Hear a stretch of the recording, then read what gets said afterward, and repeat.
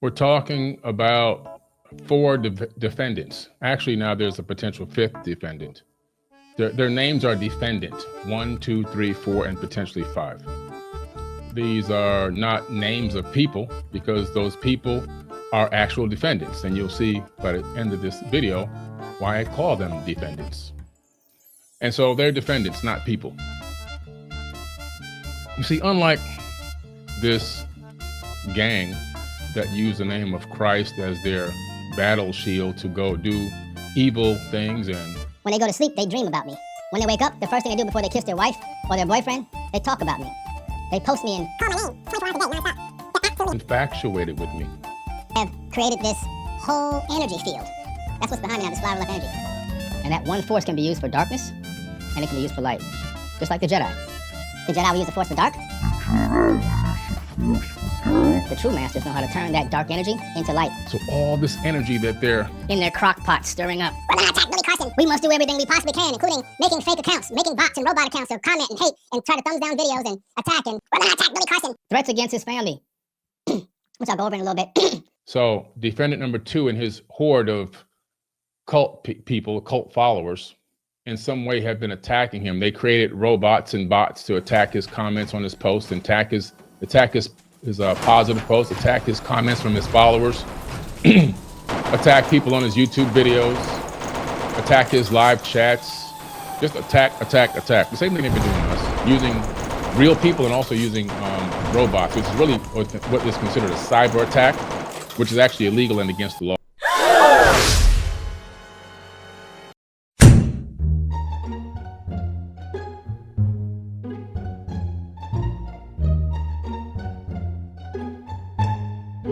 It's very, very important that I establish this timeline. This is called evidence. Okay? Because people out there in this gang, I do call them a gang, this organized crime gang, they want to establish me as some type of a crazy guy who pulled up on a YouTuber when that's not what happened. Okay?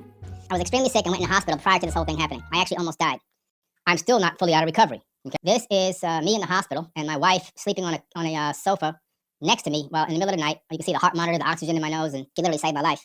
And why am I showing you that? Also to establish a timeline. And yes, I was really in the hospital, and yes, I was really sick. Okay? Here goes my hospital bandage that I take, because everyone knows that my leaders out there, my leaders that are always on my accounts, know that I always keep receipts of every single thing. I have my hospital bills. This is my bill for the stay in the hospital, $37,000 for $1,601, $2,585. These are all from that one stay in the hospital. Okay, so these are the hospital bills. So I was extremely ill and sick. And to add to that point, I actually almost died. We're gonna attack Billy Carson. If you look at my arm in the lower corner of the photo, you see that I just got the IV bandage taken out of my arm from being in the hospital. Okay, I just got the IV bandage out. I was in the hospital with a severe case of pneumonia, and that pneumonia was so severe that it literally almost killed me. And my whole right side was completely full of bacteria, and then the left side was almost full. I had only 25% oxygen support. My body was going into septic shock. White blood cell count trending up towards 40. I lost 22 pounds. People were commenting, that black guy. These are the Christian followers of this cult. That black guy looks like he's on drugs, and people commenting, yeah, he's on drugs. He's a dope addict. I actually almost died. You want to debate Billy, you got to pay $50K. Everybody in the world wants to debate Billy. Everybody, no. It's a known thing. Everybody in the world, it's a known thing. Right?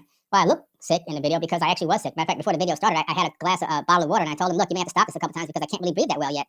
My lungs are still recovering, and I coughed from time to time because I was trying to cough up still a little bit of phlegm in there from the pneumonia. After I got done with the IVs, they moved me on to the actual tablet or pill.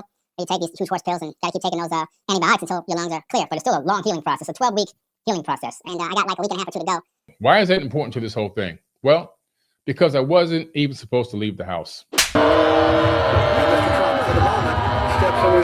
Extremely sick. I had just had a near-death experience in the hospital. I'm bedridden, and I just feel like, man, I just got to get up and do something. I can't stay. I just can't lay down like this.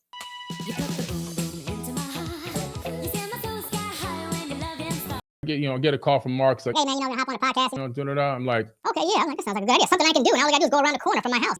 I really didn't know it was gonna be any kind of a debate. Okay, it's more of an ambush situation, and I have all the text messages to prove this, which are gonna be in the discovery for defendant number 1. So defendant number 2 comes on the screen. I have no idea who this guy is. I literally have no clue who this guy is. I don't know his name. I don't know who he is. I don't recognize him from anywhere. Some Joe Schmo off the street. I have no clue who this guy is. But whatever. He seemed like a nice gentleman. I thought we were gonna have a really nice conversation. And then Mark gets this guy on the live feed, and he says, "Hey, we're gonna have a little debate." I'm like, "A debate?" He's like, "Yeah, we're gonna talk about this, your perspective of religion and stuff and so on, whatever." And I'm like, "Huh?" I'm like, "Okay, whatever." Now that we got you on, Wes Huff, historian, linguist, biblical scholar, PhD and athlete wannabe. I like how you threw that in the bio right there. And Wesley, my man, I think it would be great to. I know you guys are both recently in Egypt. There's tons that I'm interested in that. How all these things show up in Egypt is baffling to me. But just going right to it, I had here, Billy, you talk about how Jesus was never crucified, which is interesting because my wife, who's a Muslim, they believe that as well. So the first thing he asked me is about the gospel of Jesus' wife. Okay. And I'm like, okay, whatever. So I give my answer about the gospel of Jesus' wife, to what I knew about it. Not even a deep answer, just a very surface answer. I'm just like, whatever, man. I'm just surviving at this moment. And then the gentleman, defendant number 2, he comes back with all this rhetoric about it's a known fake and it's this and that and everything else and it's no good and it doesn't exist and blah, blah, blah, blah, blah. It's fake or whatever he's talking about. I'm like, okay, well, let me get my rebuttal in on this fakeness. But I never got a chance to get my rebuttal in because I had something very important to say about that.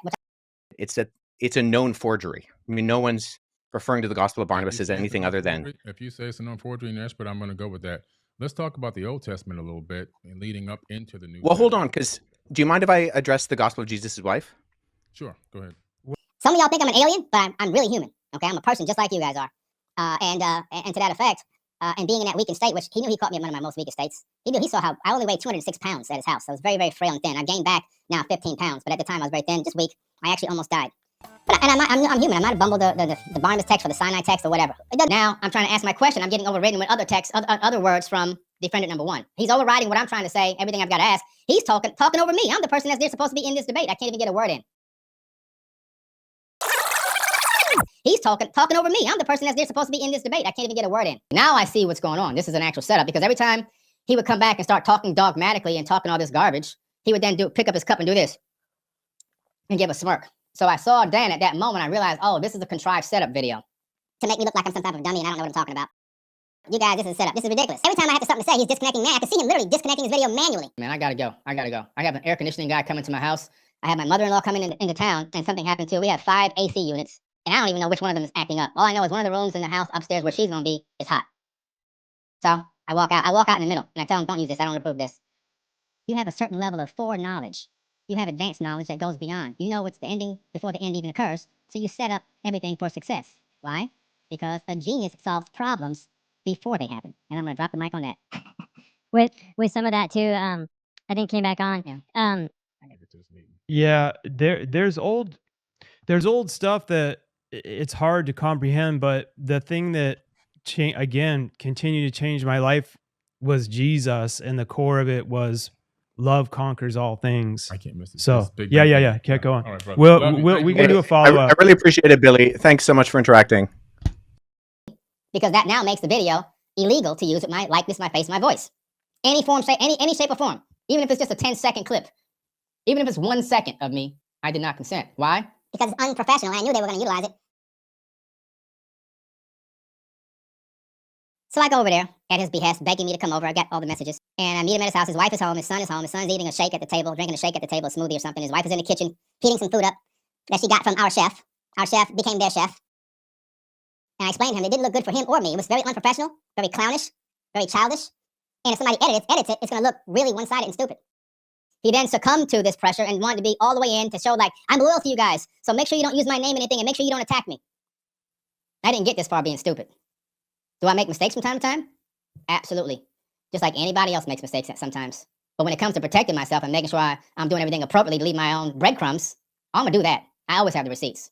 I always have the receipts. Billy Carson is out of his mind. I'm not even a Christian. I'm not on any of them side. But Billy Carson is definitely an idiot. If you like this video and you think that Billy Carson is cringe, give me a like.